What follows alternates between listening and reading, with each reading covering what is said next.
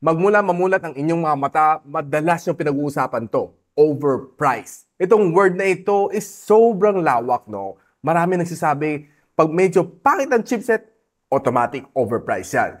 Medyo mali ang thinking na yan. So in this video, pag-uusapan natin quickly, no? And sinama ko ang ilan mga kaibigan natin na expert din dito sa field na ito, si Pinoy Tech Dad, si Kotman, at si Paul Tech TV. So tara, pakinggan mo ang mga sasabihin namin.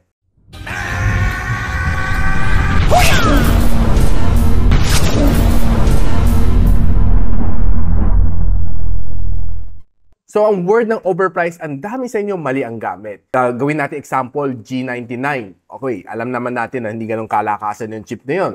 8,999 ang first sale ng Infinix 30 na 4G. 8,999. Pero hindi nyo kinonsider ang ganda ng kanyang camera. Meron pa siyang curved AMOLED display, full leather finish ang kanyang likod, and fast charging din ang meron niya. Plus, bypass charging din para sa mga gamer. So, all of that sums up to a better premium price point. Actually, ang 8,999 for me is still affordable. Kasi isipin mo naman si Idol S23 Plus, meron din naman siyang ganun din, halos parehong display, pero ang camera niya at ang kanyang processor is not that good. But, at 7,600 something, maraming sasabi sa'yo, sobrang ganda na niya. Well, I honestly agree na maganda naman siya at that price point. But, add lang ngayon ng konti for this one, G99 na, bakit hindi? Ano tawag niyo sa Realme 11 na G99 din na sobrang ino-overhype ng ibang tao na 13,999, maliit ka ng screen. Normal lang itsura lang niya. Pero, wala akong naririnig sa inyo. Ano dapat natin tawag kung si Infinix overpriced? Di si Realme 11 overpriced? So, itama lang naman natin. No? Alam naman natin mga G85, G99, Snapdragon 695, Snapdragon 680, mga medyo overly used chip na hindi ganun kalakasan na. It's already 2023, heading to 2024. But you have to always consider yung mga ibang add-ons na. That makes the phone more premium. Alam naman natin, itong mga phones na ito, no? If you go beyond 15K, it's a little bit far-reach, no? I mean, meron pa nga ibang tech reviewer na nagsasabi ng G85, 18,999, sulit. Sobrang panalo. I mean, what?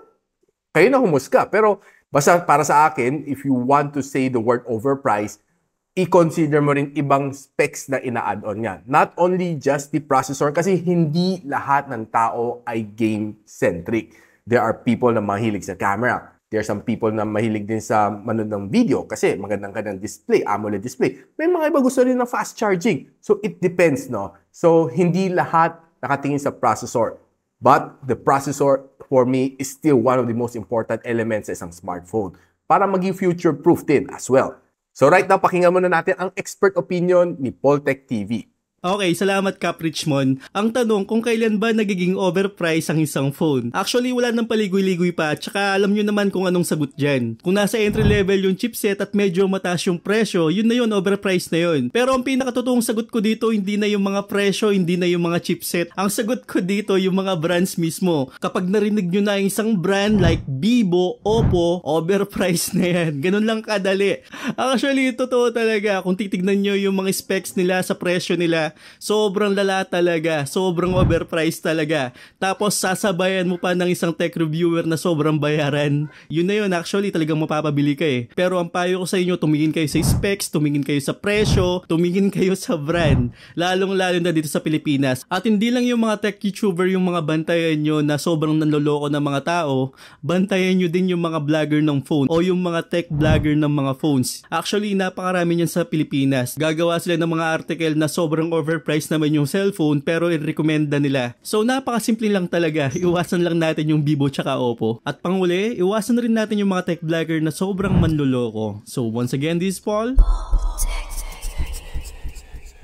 Ito naman si Pinoy Tech Dad para sa kanyang take ng overpriced. So guys, ang tanong ni Cap Richmond, kailan daw overpriced ng isang phone? Well, sa masasabi ko, basta nakita nyo na Snapdragon 695, MediaTek Helio G series above 15,000 pesos, alam nyo na agad yung sagot.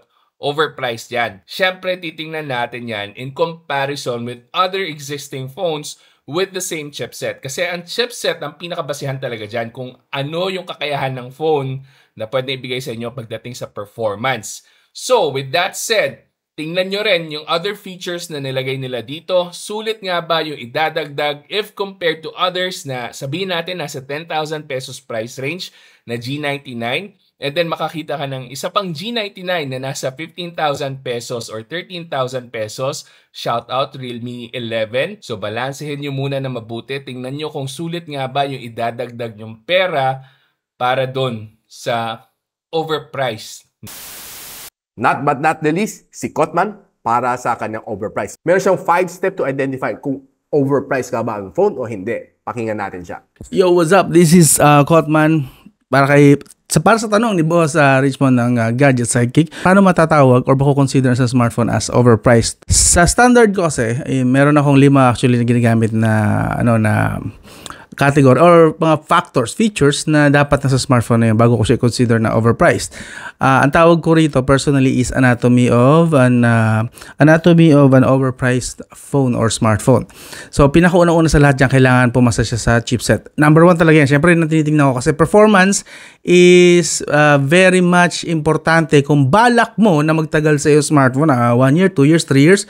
So dapat yung performance ng bibilin mong smartphone, kung balak mo, ikaw yung tipong user na nagtatagal sa yung smartphone, balak mo gamitin yan ng 2 years pataas, mag-settle ka sa, alam mo, malakas na chipset. Kasi kung mag-i-stay ka sa low-end na smartphone, low-performing na chipset, expect mo 1 year. Smooth pa yan, baka nga 6 months lang, smooth. After a year, mag-uumpisa na siyang maggumapang, overheat, so on and so forth. Sunod-sunod na problema. So, mas maganda if you future-proof mo ang chipset agad. Kung ikaw lang naman yung tipo na matagal bago magpalit ng smartphone.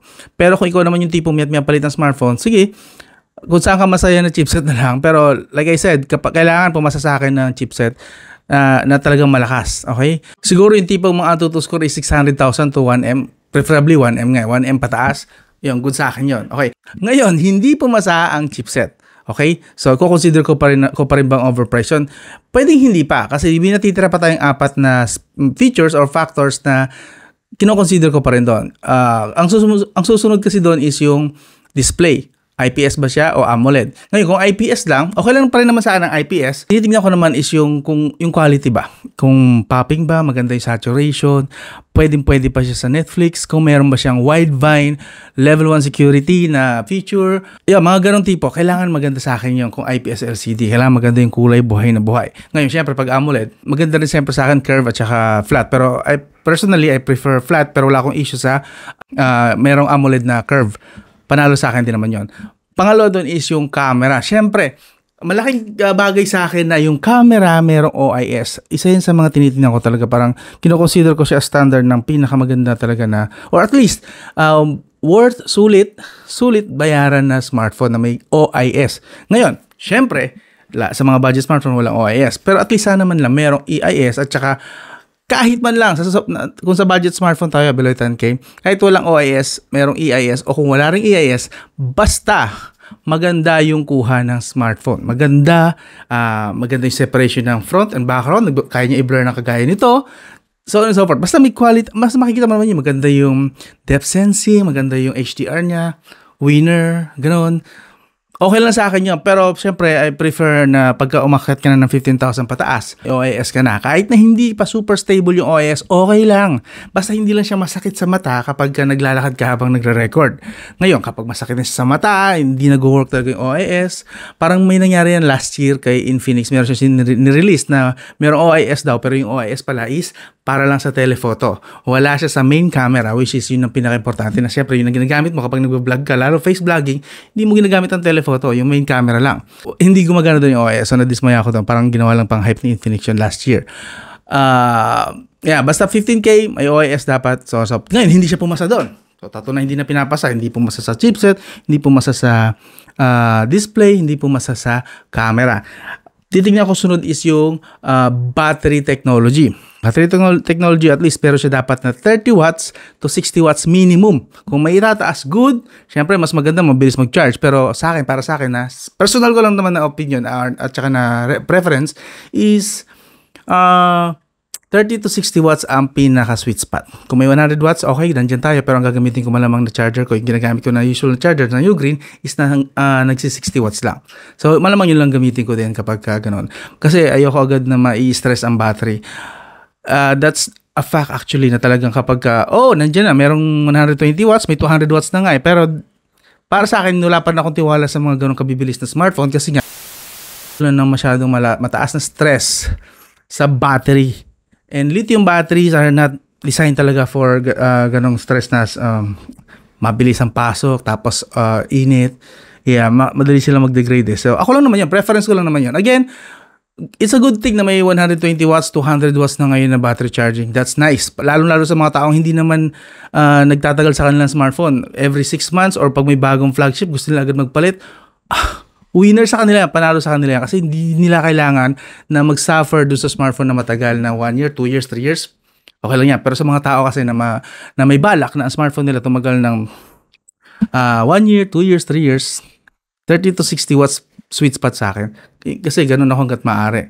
Yes. Hanggang ngayon, buhay na buhay pa nga rin sa akin ng Infinix. 2020 pa to. So, nasa 3 years na, going 4 years. And matagal pa rin pumalobat ito hanggang ngayon. Yeah, pang-testing ko ng apps. And finally, syempre, kailangan sa modem, unang-una tinitignan ko dapat supported niyang 5 GHz. Kasi once you tried na 5 GHz, hindi ka na babalik sa 2.4 GHz. Nawala kayo sa akin. Lalo na kung ang internet speed nyo 100 Mbps pataas, hindi na kayo babalik sa 2.4 GHz. Yung 2.4 GHz, ipaubaya mo na lang yung sa mga bisita nyo. Sa nanay at tatay mo na hindi naman mahilig mabilis sa smartphone. Or sa mga kapatid mo na hindi naman marunong mag-operate ng router. 5 GHz is sweet spot. Kailangan may ganun. And currently, even budget smartphones, may mga na-review na ako recently lang na even budget smartphones nasa 5,000, 6,000, 7,000, meron na pong 5 GHz na Wi-Fi. So, krimen na para sa akin na walang 5 GHz Wi-Fi ang isang smartphone ngayong budget smartphone. Yun lang, napansin ko lang na baka hindi nyo pinahalagan ang 5 GHz Wi-Fi. Available na rin po kasi siya sa mga budget smartphone. So, consider nyo yun dapat. So, yun. So, yun ang 5 mga factors na tinitingnan ko. Kapag hindi talaga pumasa sa chipset, hindi naman ibig sabihin tatawagin ko na siyang overpriced. Like, Helio G80 lang, G99 lang. Tapos, ang price is nasa 8,000 to 10,000. Una-una isipin ko overpriced na yun. Pero hindi ko muna sasabing overpriced. Titignan ko muna kung yung 4 na natitira is worth it ba na bayaran ko pa rin sa 8,000 to 10,000 pesos yun. Like yung nireview ko actually na Infinix Note 030. Infinix 030 na 4G edition lang, G99. G99 lang siya eh. Doon pala na-turn off ako. But I saw the other features.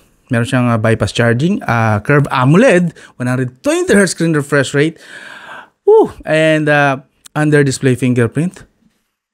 Hindi na yung ko doon, yung other features na kaya umabot siya ng 9,000.